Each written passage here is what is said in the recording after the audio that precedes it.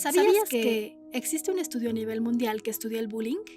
Así es, según el primer estudio mundial llevado a cabo entre junio de 2017 y junio de 2018 por la ONG International Bullying Sin Fronteras, en colaboración con la OCDE, para América, Europa, África, Oceanía y Asia, los casos de bullying en todo el mundo han aumentado en forma explosiva con relación a las últimas mediciones que estaban disponibles en 1990. ¿Sabías que México ocupa el primer lugar de esta lista?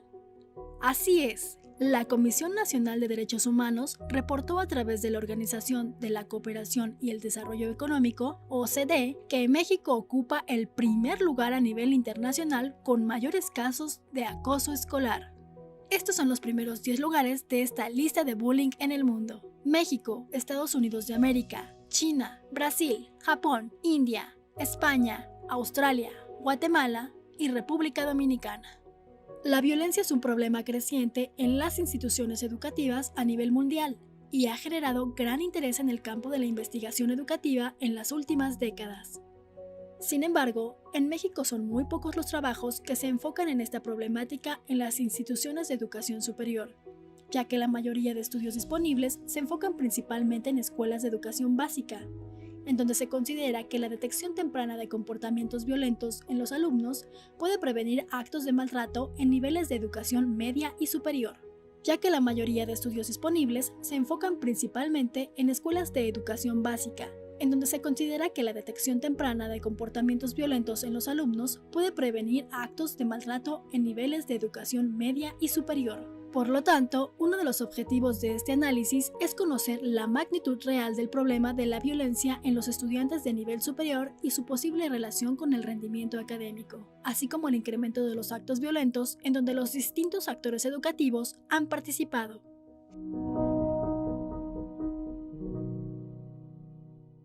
Bienvenidos a la tertulia de educación universitaria de la Universidad Nacional Autónoma de México. Un servidor, Melchor Sánchez, les da la más cordial bienvenida.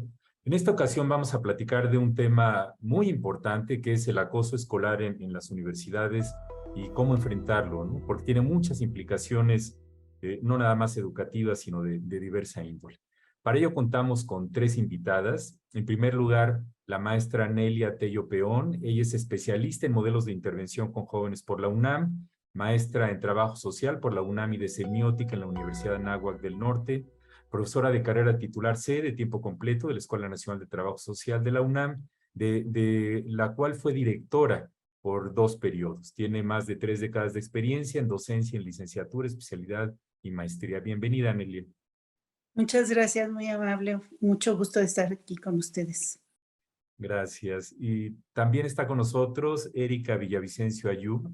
Ella es doctora en Psicología de la Salud Ocupacional por la Facultad de Psicología de la UNAM, profesora e investigadora de la UNAM. Sus líneas son el tecnoestrés, la adicción al trabajo, la violencia y acoso en espacios organizacionales y ha participado como docente en diversas universidades como la Iberoamericana, el UNITEC y la Universidad Nacional Autónoma de México. Bienvenida, Erika. Gracias por la invitación. Gracias a ti. Y por último, Lorena Highland Angelucci. Ella es gerente de psicopedagogía de la Oficina Central de la Red de Colegios Semper Altius. Es licenciada en psicología con maestrías en educación y psicopedagogía. Es doctora en psicología y se ha desempeñado como docente en la licenciatura de psicología y maestrías en psicopedagogía y en educación, consultora de desarrollo organizacional y terapeuta infantil y adolescente. Bienvenida, Lorena. Muchas gracias. Pues, Nelia, en primer lugar, ¿de qué se trata esto? ¿A qué nos referimos cuando hablamos de acoso escolar o bullying? ¿Y de dónde viene? ¿Cuál es el origen del concepto y su pertinencia para las universidades? Bueno, cuando hablamos de bullying, hablamos siempre de una relación donde hay diferencias, ¿no? Donde hay una persona que es fuerte y otro que es débil, uno o varios, ¿no? Siempre estamos hablando de una relación finalmente de dominio y de sumisión, pero la característica de esta relación es que hay un enganche emocional, que es repetitiva, que no es ocasional y que hay un enganche emocional entre los actores de que la están haciendo. En Escandinavia es en donde se empezó a estudiar en los 70.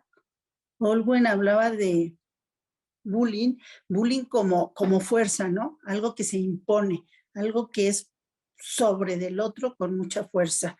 La verdad a mí, la palabra que les decía yo antes, a mí hablar así del bullying muy aislado no me gusta. Me parece que siempre es importante contextualizar.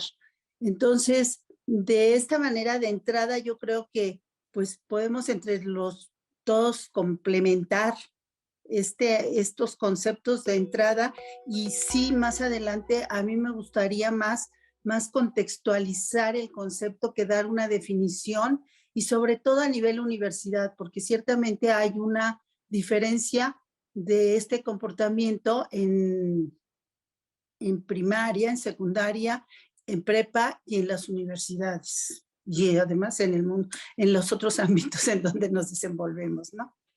Muy bien, Nelia, muchas gracias. Pues, Erika, ¿qué agregarías a lo que dijo Nelia? De manera adicional, creo que también podemos incluir que son todas estas manifestaciones que van dirigidas a afectar, a violentar, tanto físicamente, verbalmente,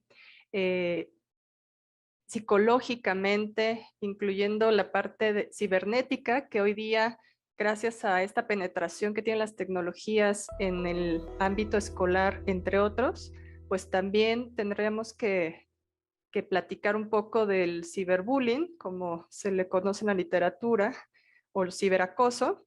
Y prácticamente, como decía Nelia, evidentemente trae un objetivo estas conductas, ¿no? Y estos objetivos van hacia afectar de forma global, ya sea a través de humillaciones, de herir, de agredir, en diferentes contextos de los que les mencionaba, para que tenga una afectación, en este caso la víctima, y obviamente una ganancia o una recompensa, ya sea directa o secundaria, que platicaremos más adelante, de esta persona que está ejerciendo la violencia, ¿no?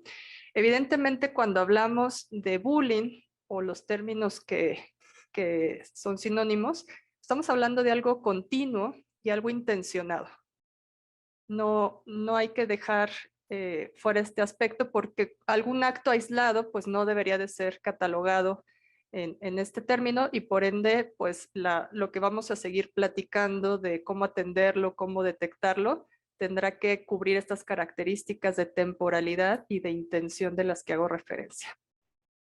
Gracias, Erika. Lorena. Justo, pues creo que, digo, nada más para complementar un poco los comentarios de la maestra Tello y de la doctora Villavicencio, como decían, creo que en conclusión podríamos hablar de estos tres elementos. Olgos, cuando se plantea, ¿no? En los 70s originalmente el concepto hablaba de justo tres criterios que tenían que ver con la intencionalidad. El que era dirigido, era una conducta agresiva o una agresión dirigida, focalizada hacia ¿no? a alguien en particular, y ese desbalance de poder. Eran los tres criterios, ¿no? Que de alguna manera determinaban que una conducta se pudiera catalogar o identificar como bullying. Después el tema de la intencionalidad de pronto se modificó un poco, justo como decía la doctora Villavicencio, que en el sentido de más que una intención necesariamente consciente de hacer daño, con el hecho de que fuera persistente a lo largo del tiempo, ¿no? Mantenida, pues evidentemente hablaba de cierta intencionalidad, ¿no? Entonces fueron esos tres los criterios de alguna manera que nos permitieron, ¿no? O que nos permiten, perdón, identificar realmente. Y bueno, ¿cuáles son? Creo que ya nada más para complementar por ahí, creo que también puede ser como muy interesante, cuáles son algunas de las razones, ¿no? De cara a esta agresión dirigida o focalizada y ese desbalance, en una relación que muestra este desbalance de poder, pues conseguir o mantener el estatus social elevado, puede ser, obtener el poder y el dominio, ¿no? Frente a otros compañeros, imponer sus propias leyes o las normas sociales, ¿no?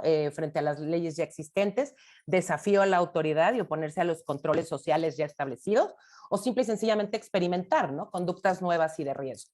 Entonces, creo que es importante, y ese desbalance de poder, bueno, pues ¿a qué se refiere? Evidentemente puede ser porque es alguien, pues esto desde con mayor edad, mayor fuerza, ¿no? Pero también puede ser mayor posicionamiento social, ¿no? Dentro del grupo, o ¿no? Una mayoría contra uno en particular. Muy bien, Lorena, muchas gracias.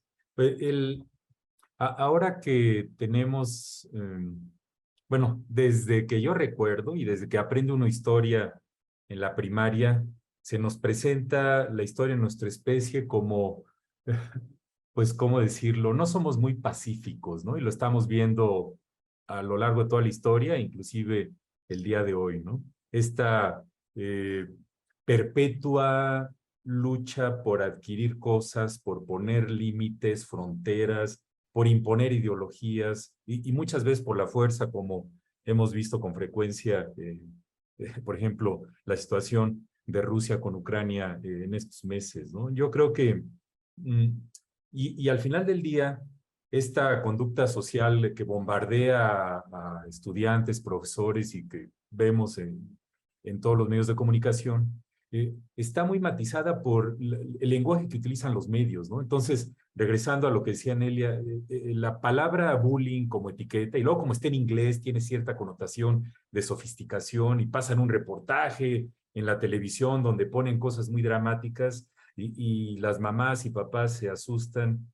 Pues yo tomé la primaria en 1965, más o menos, y viendo en retrospectiva, pues sí, me tocó mi dosis de bullying y de acoso. Y aquí estamos muchos años después platicando del mismo tema y como haremos en los siguientes bloques, viendo su implicación universitaria.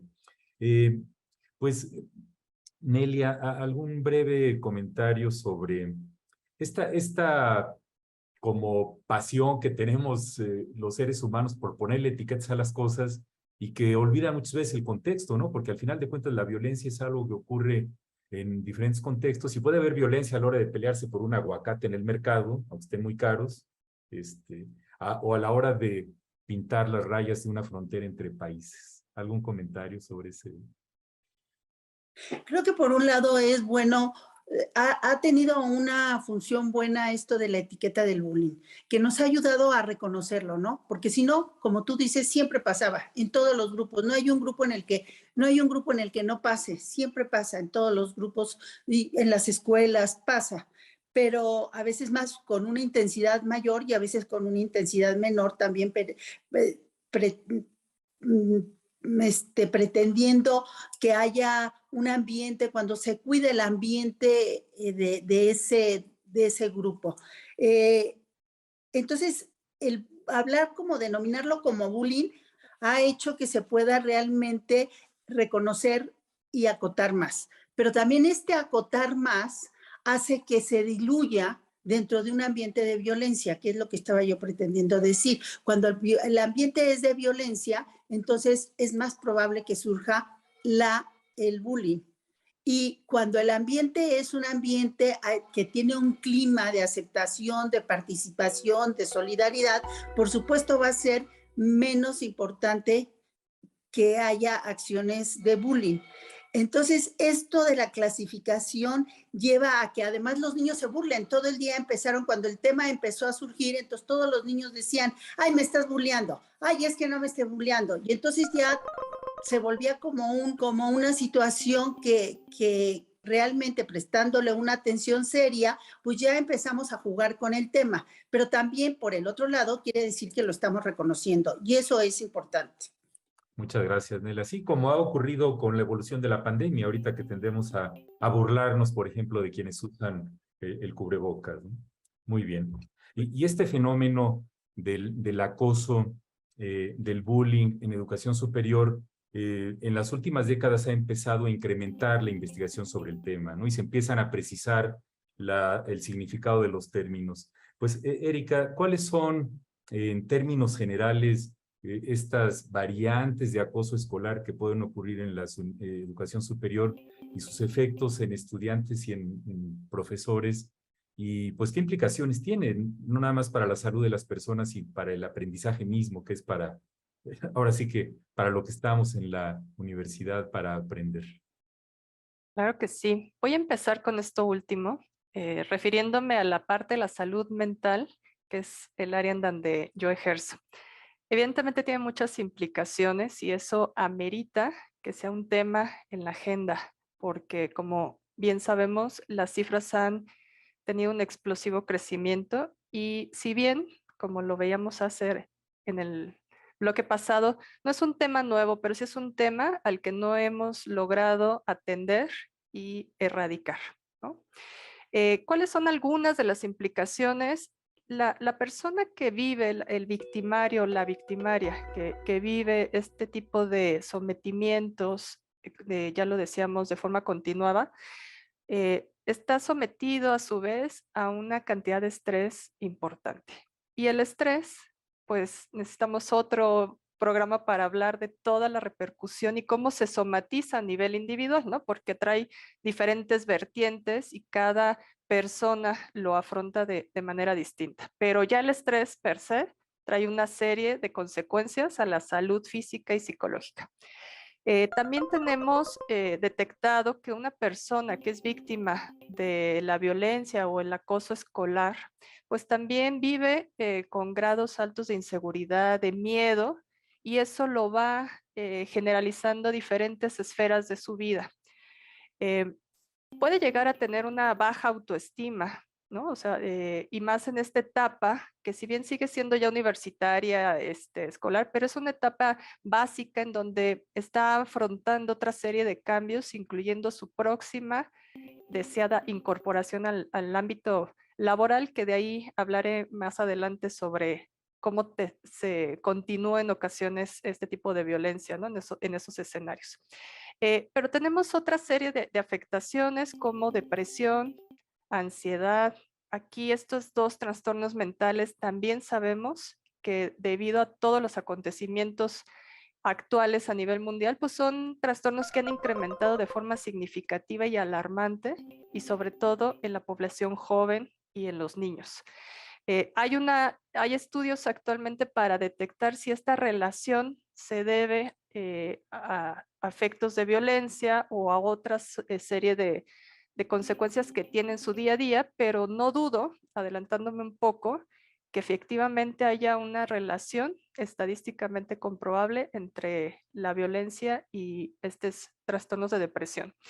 El rendimiento escolar, ¿no? Evidentemente cuando una persona es víctima, se ve reflejado en un decremento en su desempeño escolar, en sus relaciones con sus compañeros, en ausentismo, incluyendo un porcentaje alto de deserción que estamos teniendo las diferentes universidades, porque a veces la persona que es víctima de esto, pues pareciera que es la única salida que ella tiene para evitar ser víctima de la violencia, ¿no? Pero bueno, trastornos de sueño alimentarios y la lista sigue creciendo hasta llegar a intentos suicidas que también ya hemos encontrado lamentablemente en estos escenarios escolares. Gracias, Erika. Pues, Lorena, ¿qué más quisieras agregar? Pues justo, de hecho, creo que, digo, cabe mencionar, digo, no es fortuito, que precisamente el inicio, ¿no?, de la investigación o del estudio de todo este fenómeno e incluso, ¿no?, ya el denominarlo con ¿no?, bajo este criterio, concepto de bullying, precisamente surge derivado del estudio y la investigación de suicidios, ¿no?, en los 70s, de adolescentes y pues explorando las causas es que se llega, ¿no?, a identificar este fenómeno y a tratar de describirlo. Entonces, pues esto, creo que son diferentes temas. Nosotros tuvimos la oportunidad desde la Universidad Autónoma de Aguascalientes en el 2017-18 de hacer una investigación, precisamente, claro, no con población universitaria, con niños y jóvenes de primaria y secundaria en escuelas públicas y privadas en diferentes estados de la República, y encontramos datos un poco en ese sentido, ¿no? De una correlación entre precisamente ansiedad, ¿no? Ansiedad social específicamente y ansiedad generalizada con antecedentes o temas de victimización derivado del bullying. Y bueno, estudios en ese sentido, pues hay muchos, ¿no? Que nos hablan de esta correlación.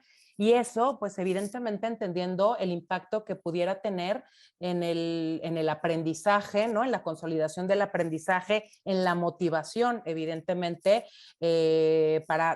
¿no? Desde asistir a la escuela. Hay estudios que hablan, ¿no? De que estos niños jóvenes, pues obviamente se identifica, como decía la doctora, una autoestima más baja, pero también investigación que habla de que disfrutan menos, ¿no? Refieren disfrutar evidentemente mucho menos las actividades escolares, perciben el clima social como menos favorable, se muestran insatisfechos con las relaciones y el tipo de vínculo que tienen, no solo con sus compañeros, pero también con sus maestros, que resulta muy interesante porque puede ser un poco la consecuencia, ¿no? de no atender o no hacer algo, ¿no? Para solucionar esta circunstancia que están viviendo. Tienden a recibir, fíjate, valoraciones negativas por parte de sus profesores acerca de la conducta, integración, rendimiento, esfuerzo, ¿no? Quiere decir que evidentemente tiene un impacto que repercute tanto en su capacidad de concentración, su compromiso, su rendimiento, ¿no?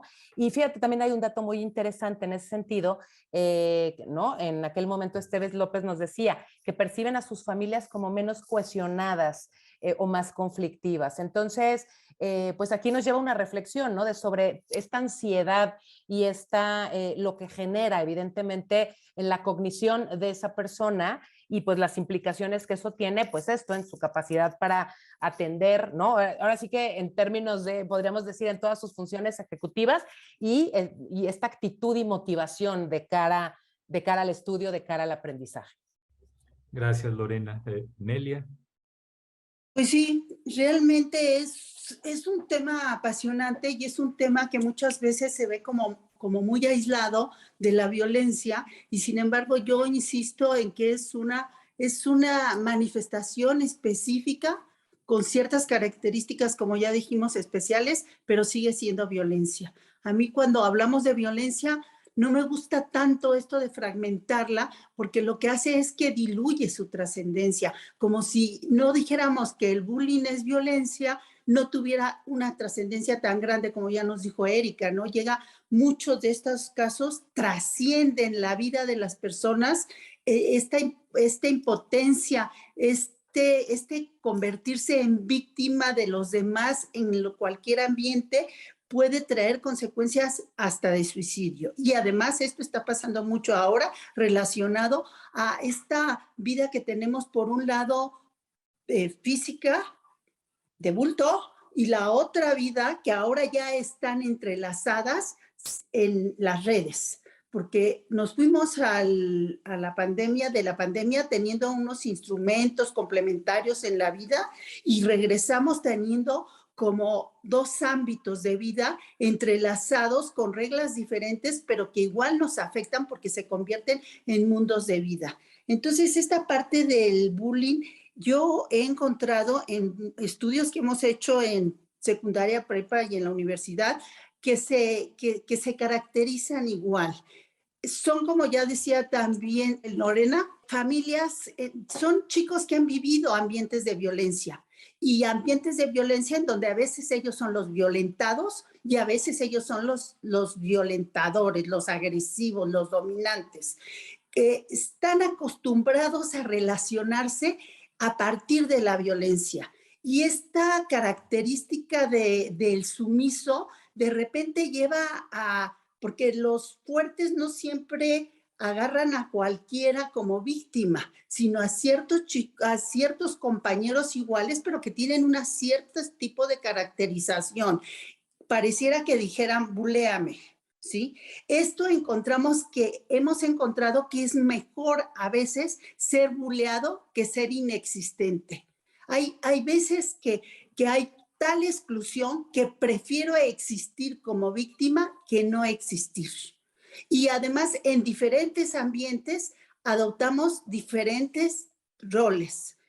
En esto de las escuelas también, la violencia, cuando se habla de la violencia en ámbitos escolares, parece que nos centramos de una manera obsesiva en los estudiantes. Y la verdad es que cuando hay violencia entre los estudiantes, hay que ver qué es lo que pasa en el ambiente completo y en la relación con los maestros, porque el buleador puede llegar a ser tan poderoso que puede nulificar el poder de dominio del profesor, el natural, la función del profesor. Entonces, sí hay casos que son muy extremos y hay casos que son muy cotidianos, que como tú dices, que a lo mejor ocasionalmente, en un momento dado, todos lo vivimos, pero eso ya no era bullying, porque cuando es ocasional no es bullying, o sea, en algún momento todos nos sentimos atemorizados, pero nada más, no llegaste a no querer ir a la escuela, a no poder dormir, a tener miedo, a que esto fuera trascendente. Entonces, yo creo que son cosas que tenemos que estudiar con mucho cuidado y estar siempre muy atentos, porque este tipo de relaciones, a veces en la universidad, la característica específica de la universidad es que se nota menos, ya somos más educados. En primaria y en secundaria es así como así de frente. Y en cambio, en las universidades es mucho más sutil, no siempre se ve. Y ahora, en la pospandemia y en este reencuentro entre lo que estamos viviendo en la actualidad, el género, toda la lucha de género, todas las diversas identidades sexuales que han surgido, entonces se presta mucho también a este tipo de enfrentamientos en donde buleas a la minoría. Muy bien, caray. El tema da, como ya vimos, para mucho. Seguiremos abordando el tema en el siguiente bloque. Muchas gracias, Nelia. Y a continuación vamos a pasar a una pausa. Los invitamos a seguir con nosotros.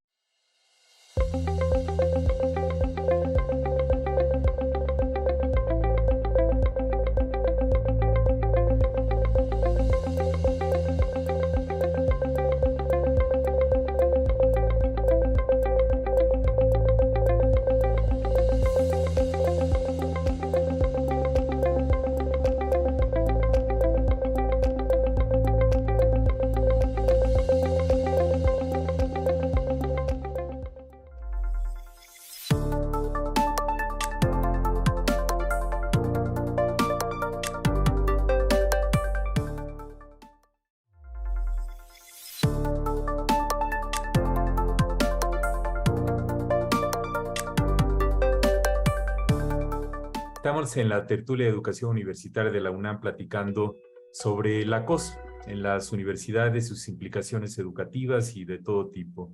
¿Qué tan frecuentemente ocurre este fenómeno en las universidades? Se ha estudiado en diversas partes del mundo, los porcentajes varían muchísimo, de 35, 45%. Ahora sí que depende de la población, de qué tan profundamente se explora el fenómeno, pero no es algo raro, ¿no? Y ocurre, como ya comentaron, puede ocurrir entre estudiantes, principalmente, es lo que más vemos ahora sí que en las películas, en los medios de comunicación, en nuestra propia vida con nuestros hijos, nuestros familiares, pero también puede ocurrir entre el profesorado e inclusive entre los trabajadores. Y esto tiene una serie de implicaciones. Pues, ¿qué pueden hacer, Lorena, las universidades para atender esto, detectarlo tempranamente, prevenirlo? ¿Cómo ves? Pues creo que lo primero que hay que hacer, o lo primero que cualquier institución tendría que hacer, o organización, es como revisar sus políticas.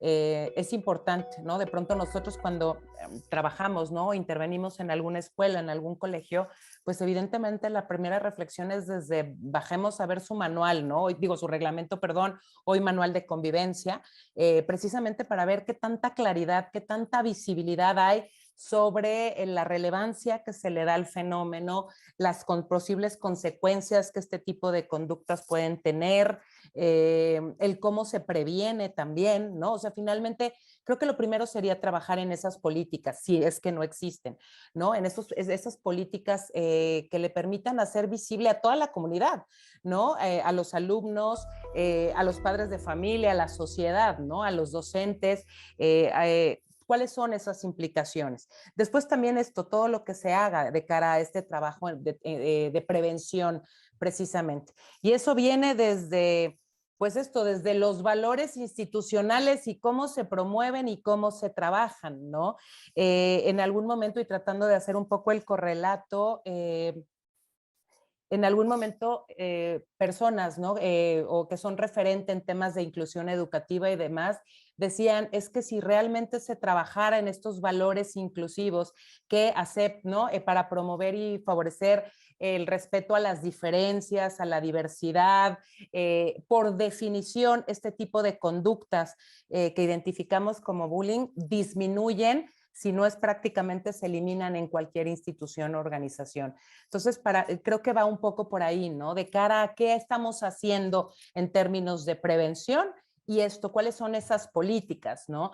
Y luego, ¿cómo se va a trabajar y resolver? Hay espacios de mediación, hay medios para que los alumnos, en este caso, puedan alzar la voz, ¿no? ¿no? Porque de pronto no existen finalmente tampoco estos medios para poder alertar, ¿no? A la comunidad de lo que está pasando y que se puedan tomar acciones claras.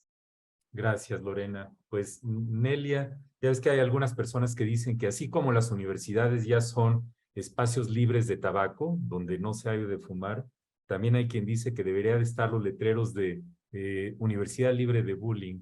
¿Cómo ves? El bullying, cuando hablábamos de dos, entonces se convierte mucho como en una acción que es individual. Y entonces tanto el agresor como el victimario parecería que son características personales y que son ellos y que los demás no tenemos que ver. No, los demás tenemos que ver. Hay un autor que se llama Baró, que a mí me gusta muchísimo porque él dice que cuando se presentan estos actos es porque el grupo en donde se están dando lo permite, que si todos los observadores no lo permitieran, no pasaría. O sea, no es cierto que los demás somos ajenos y que el problema es entre unos cuantos que forman parte de nuestro grupo. El problema es entre todos los que vemos el grupo porque todos permanecemos callados, no intervenimos, lo aceptamos y lo toleramos. Entonces, eso es un problema que hay que tomar en cuenta. No podemos creer que los problemas son de otros, los problemas son de todos, son de nosotros. Y sí, tendrán expresiones específicas y de manera particular afectan específicamente a los involucrados en esto, porque yo insisto, se hace como una relación de dominio-sumisión en donde lo afectivo es muy importante porque son sujetos que ya vienen de ambientes de violencia en donde necesitan ambos dos ser reconocidos por algo. Y no importa por qué, si por el poder, por la violencia que implica el ejercer un poder que no tiene razón de existir o por de obligarse ante ese poder, porque finalmente la víctima es alguien que acepta doblegarse ante eso. De todas maneras, siempre destruye. Entonces, yo aquí sí quisiera decir que no hay que dejar pasar. El bullying y la violencia que dejamos pasar crece. Siempre es exponencial, siempre acaba siendo muy destructiva.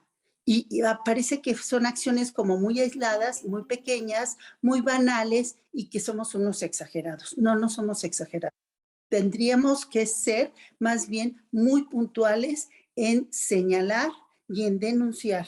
Una de las cosas, de las maneras en cómo esto se puede evitar que trascienda es denunciando a tiempo. Por supuesto, los demás miembros del grupo, de la escuela, de la institución, tienen que estar muy alertas a verlo y a reconocerlo, sobre todo, insisto, en la universidad, en donde en donde estos hechos son vistos de diferentes maneras. Acabamos de tener problemas realmente importantes tanto en la facultad, por ejemplo, la Facultad de Derecho y de Medicina. Nosotros hicimos un estudio alrededor de estos sucesos y la manera en cómo reaccionan los estudiantes de medicina y los estudiantes de derecho es completamente diferente. Unos tienen un marco legal que es la manera en donde pueden interpretar, y los otros tienen un marco humano en donde interpretan lo que sucede desde ese marco. Entonces, tampoco las universidades son así como un todo muy homogéneo,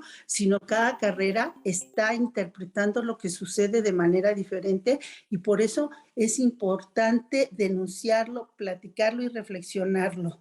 Lo que decía Lorena de la diversidad y de la diferencia, pues es que tenemos que aprender a entender que la diversidad es lo que nos hace la posibilidad del crecimiento, y la aceptación de las diferencias es lo que nos da la posibilidad de ser solidarios y de cooperar para tener mundos de convivencia mejor, ¿no?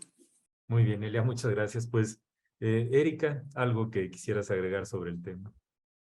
Claro, pues creo que puntualizando lo que ya comentaron las doctoras, evidentemente es un reflejo la violencia de otros escenarios, ¿no? De la sociedad, del mundo, eh, incluyendo de las familias donde provienen tanto las víctimas como los que hacen la violencia, ¿no? Los victimarios. Evidentemente este reflejo, pues, primera acción considero no hay que normalizarlo, porque no porque esté presente y cada vez más y en diferentes expresiones, incluyendo la digital ahora, no demos este paso es parte de, ¿no?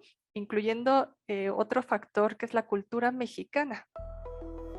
Creo que compartirán conmigo que nuestra cultura propicia en ocasiones el llevarnos de ciertas maneras, el pasar algunas líneas en la relación, en la convivencia, y que se pudiera justificar, ¿no? Es que es la novatada, así nos llevamos, aguántate, no llores, en fin, o sea, hay muchas expresiones culturales que han llevado y facilitado, más no justificado, estas conductas. Ahora, evidentemente, si hiciéramos como un ABC de cómo implementarlo en las organizaciones en general, porque la universidad es una organización, pero el ser humano va a estar inmerso en diferentes organizaciones. Yo invitaría siempre a la capacitación. Pongámonos de acuerdo, definamos, entrenémonos en qué es violencia laboral, violencia escolar, qué conductas hacen a un victimario, en fin, las consecuencias para sensibilizar a la población en cuestión. Y evidentemente eso ayuda a tener una definición de qué sí conducta entra en esta categoría y qué otras cosas no, porque creo que más allá de que se use el término y que se haya puesto en boga, pues es que a lo mejor estamos haciendo uso erróneo, y eso no va a erradicar la violencia, sino que va a propiciar una serie de cuestiones, incluyendo más violencia, ¿no? A veces el no tener esta claridad, capacitación y entrenamiento respectivo, pues genera más confusión. Como ya lo dijo la doctora Lorena, evidentemente la parte de las políticas son fundamentales. Aquí sí celebro que desde las reformas pues han venido a actualizar, a implementar diferentes protocolos. Solo por mencionar algunos, pues está el protocolo para prevenir, atender y erradicar la violencia laboral, que es obligatorio para todas las organizaciones, incluyendo, repito, los centros de trabajo que se encargan a la docencia. También tenemos protocolos de equidad, de no discriminación, de inclusión. Tenemos la 035, que también vienen diagnósticos para erradicar la violencia laboral, ¿no? Entonces, hay algunos instrumentos, ahorita que decía Nelia de la Facultad de Derecho, que evidentemente pues hay que ser afines a lo que tenemos como centro de trabajo obligación de implementar, pero una buena implementación nos va a llevar a que tengamos ese impacto.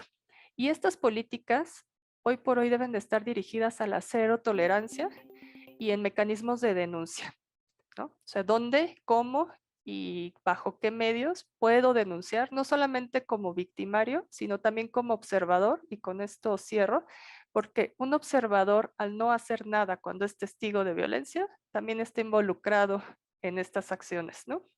Así es, Erika. Bueno, muchísimas gracias por sus comentarios. A continuación vamos a escuchar la opinión de un especialista sobre cómo las instituciones de educación superior pueden enfrentar o prevenir el acoso escolar.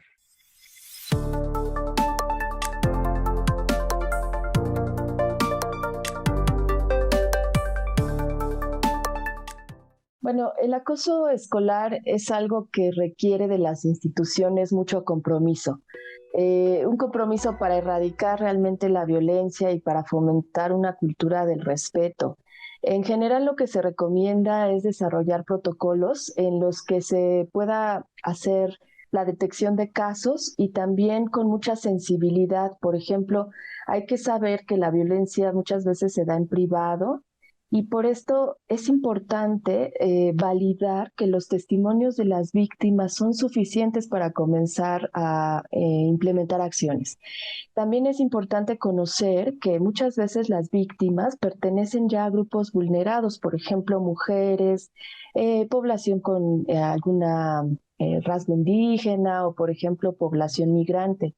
Entonces, considerando esto, los protocolos deben tratar de especificar de manera muy clara cuáles son los procesos que se siguen cuando hay una declaración de violencia y que se tenga también la claridad y las pautas para poder especificar, por ejemplo, cuáles pueden ser las sanciones a partir del nivel que se está expresando de violencia pues en la comunidad universitaria. Estas nuevas perspectivas se les denomina taxatividad y proporcionalidad de las sanciones. Entonces, uno debe entender que, bueno, no toda la violencia es igual, hay niveles y hay, por supuesto, también consecuencias diferenciadas que se tendrían que pensar dependiendo de estos niveles. También es importante que las universidades desarrollen y promuevan la construcción de instancias de apoyo multidisciplinario, donde se pueda brindar, por ejemplo, orientación legal a las víctimas, el manejo psicológico de los, pues incluso los distintos actores, y que esto permita que sea conocido, vamos a decir, por la comunidad que estamos en la universidad. También otra pauta de acción puede ser informar, sensibilizar, hacer conciencia en la comunidad sobre este tema y que cada vez sea más sencillo que se identifique cuáles pueden ser algunas conductas violentas y también hacia dónde podemos recurrir y también pues los protocolos, ¿no?, que se construyen para su manejo. En el tema de ya las declaraciones, quejas de violencia, hay que cuidar mucho la identidad de las personas que se involucran en la denuncia, proteger a las víctimas, porque sí, a veces es importante esta parte de entender que hay que brindarles la seguridad dentro de los campus universitarios. Y por supuesto, algo importantísimo es instruir a todo el personal que participa y que está en esta comunidad, hablando ahora de nuestra universidad, pero por supuesto en cualquier institución como esta, sobre el respeto, el buen trato, la cultura de la paz y por supuesto que se reconozcan los protocolos que se han diseñado para manejar este tema.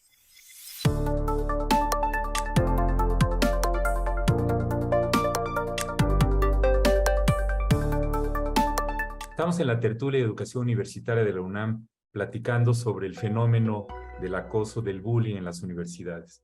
Y situación que está reportada en la literatura académica, se ha realizado mucha investigación sobre esto, que ocurre entre estudiantes, que ocurre entre profesores y que ocurre entre investigadores también. Entonces, esto requiere pues una serie de acciones, requiere que en países como el nuestro realicemos más investigación para conocer nuestra realidad local, ¿no? Y como ya comentaron, ayudar a los profesores a que seamos mejores para enfrentar este tipo de situaciones. Pues, Nelia, algunas reflexiones finales o conclusiones que quieras compartir con...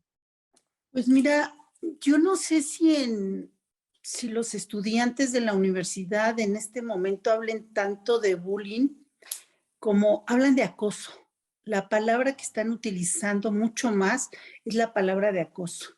Y el regreso de la pandemia a nuestras actividades estudiantiles, laborales, fue con un gran entusiasmo.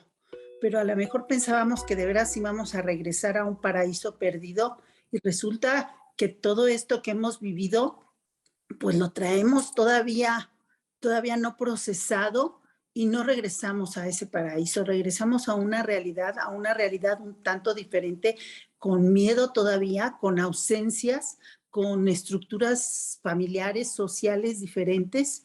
Y entonces en las facultades, en las prepas, en la UNAM, sí se han presentado muchos casos en donde se denuncia acoso. Y se denuncia acoso por partes de grupos grandes contra grupos específicos, subgrupos, y lo hemos estado trabajando con talleres porque consideramos talleres de reflexión, de diálogo, y cuando también consideramos que se necesita un especialista, entonces lo canalizamos, porque sí, cuando ya es un problema de tipo psicológico, creo que también es eminente la necesidad de atenderlo desde el punto psicológico. Pero nosotros hemos trabajado confianza, inclusión y aceptación. Y entonces estas tres categorías nos da la posibilidad de tratarlo en su ambiente original y que vayan recuperando la seguridad. Muchas gracias, Nelia. Erika, algunas reflexiones finales. Sí, varias reflexiones. Creo que evidentemente lo decías, Melchor, se requiere más investigación, pero también se requiere el llevar y hacer modelos específicos, porque la violencia es muy amplia y cada contexto requiere entender desde dónde viene, a qué se debe y cómo atenderla, ¿no? Entonces yo invitaría a que desde nuestras diferencias en la universidad sumemos esfuerzos para llegar a mejores resultados. Evidentemente, el llamado a desarrollar estas habilidades socioemocionales pudieran ayudar, ¿no? ¿Qué tanto estamos entrenados en inteligencia o gestión emocional? Porque pues también hay muchos estudios desde mi ámbito que refieren que cuando una persona no tiene inteligencia emocional, pues sus reacciones pueden ser más factibles de caer en estos ejercicios de violencia que ejercen o que reciben, ¿no? La convivencia. Hemos dejado a un lado algunos estándares de conducta y de valores, ya lo decía la doctora Lorena.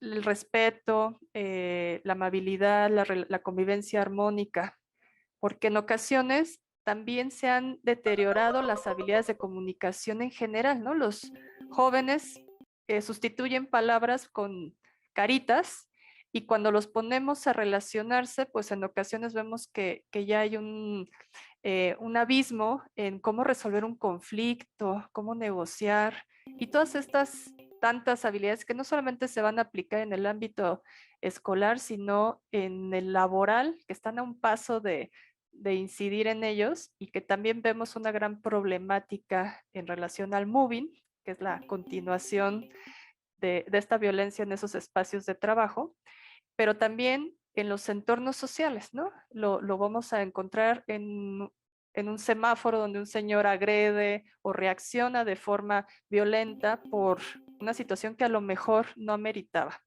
Pareciera entonces que tenemos una necesidad ardua de aprender otros esquemas de comportamiento y erradicar estos aprendizajes que hemos vivido en las infancias y en el día a día, de defendernos, de agredirnos para quizá sobrevivir en esta época moderna. Hay mucho que pensar, pero también mucho que desarrollar para que no terminemos más afectados de los que ya socialmente estamos en esta convivencia.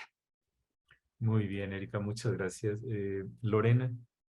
Muchas gracias Melchor. Pues nada, creo que me quedo con varias ideas, ¿no? Y a manera de conclusión, pues esto, la importancia, como decía la doctora Villavicencio, de capacitarnos, ¿no? Y eso implica realmente tener la claridad de qué es y qué no es este fenómeno. Diferenciar entre conflicto y bullying, ¿no? ¿Cuáles son los escenarios? ¿Cuáles son los factores, ¿no? De alguna manera que inciden o motivan de pronto este tipo de escenarios. Diferenciar entre agresión hostil y agresión instrumental, que es de lo que estamos hablando, ¿no? Esta conducta, esta agresiva, que tiene una finalidad, o sea, buscas lograr o tener un objetivo que normalmente tiene que ver con este posicionamiento social, ¿no? Y por eso es que creo que es tan importante que entonces desde nuestro rol como docentes, coordinadores, ¿no? Desde este rol, ¿no? Pues responsables o facilitadores de la formación de estos jóvenes, pues también asumamos esa responsabilidad de manera consciente. La doctora Erika hablaba de cero tolerancia, ¿no? Y ese es el hecho. No se trata, y cero tolerancia no implica cortar cabezas, ¿no? Y expulsar a todo mundo ante la menor, pero es un ambiente que no favorece, facilita o tolera este tipo de escenarios. Y como docentes creo que yo invitaría esa reflexión como padre de familia, como docente, ¿no? Como este formador que está cerca de estos jóvenes. ¿Cuántas veces puedes estar en el aula, escuchas que hay burlas, hay comentarios, apodos que pueden ser ofensivos de uno a otro, y el docente hace como que no escuchó, no sé si me explico, y no pasa nada, pero de pronto no hay ni siquiera un señalamiento, una mirada de extrañamiento, un cuestionamiento para invitarlo a la reflexión sobre la pertinencia de ese comentario? Creo que eso es lo que sí podemos hacer en cualquier ámbito, para realmente asegurar esta formación y este desarrollo integral de estos jóvenes. Gracias, Lorena. Sí, sí, y es que en el escenario educativo es tan variable los contextos. Tenemos la situación de que nuestros estudiantes, sobre todo ya en la licenciatura y el posgrado, son adultos y aún entre ellos se llega a ocurrir estos fenómenos. Pues el tema ha sido fascinante, da todavía mucho que hablar, pero el tiempo se nos termina. Entonces quisiera agradecerles muchísimo, Nelia. Nelia, muchas gracias por acompañarnos. A ti, gracias por invitarnos, o por lo menos por invitarme, por armar este tipo de programas en donde hay tanto que decir desde diferentes puntos de vista y donde hay que, pues no todo está dicho, sino más bien hay que aventarnos una profundización en cada situación y ¿puedo hacer una observación? Sí, claro. Tenemos segundos. Yo no le tengo miedo a la palabra denuncia. Okay. No me interesa la denuncia legal en estos casos, jurídica.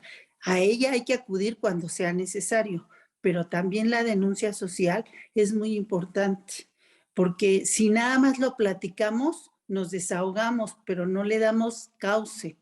Tenemos que tener para esas denuncias, a lo mejor lo que te estabas diciendo, como espacios muy, muy claros, muy delineados para hacerlas y que no se vuelvan como agresiones, porque no queremos fomentar la violencia, queremos que haya ciertos hechos que se sepan y que se corrijan antes de que se conviertan en infracciones o delitos delitos, pues.